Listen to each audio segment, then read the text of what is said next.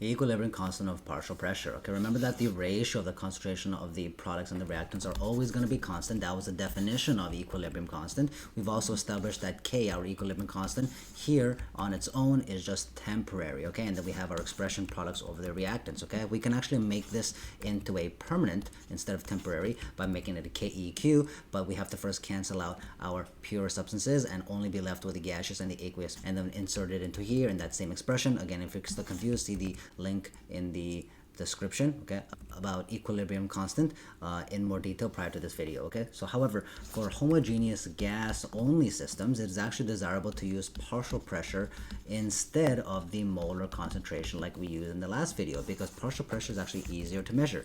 However, there is a condition. We must assume that each gas behaves like an ideal gas. If you want to learn more about the ideal gas, see the link in the description where we go into detail about the ideal gas and rates of reaction.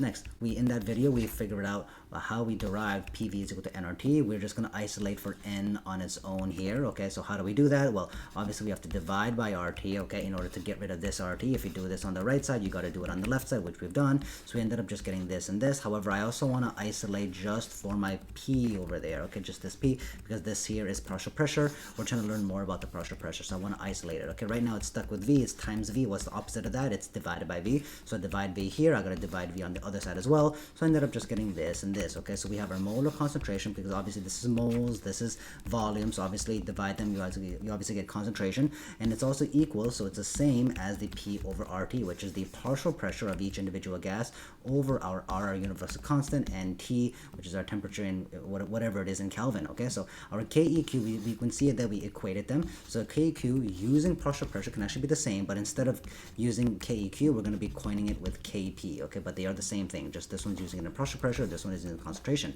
All right, so this here is going to be our little expression. We're going to use our P's here are the partial pressures, our X's here are going to be now our gases. Okay, so this one here is going to be for the product on the top, these ones here on the bottom is obviously going to be for the reactant.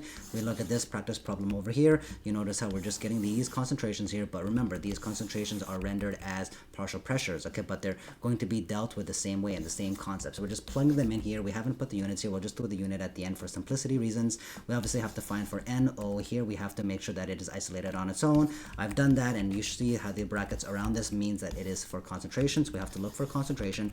Our concentration is not going to be moles per liter, we're dealing with partial pressure, so we're going to be putting partial pressure. Okay, so it obviously has to be ATM. So please give this question a try on your own, pause the video, and I'll be giving you the answers shortly. This is the answer.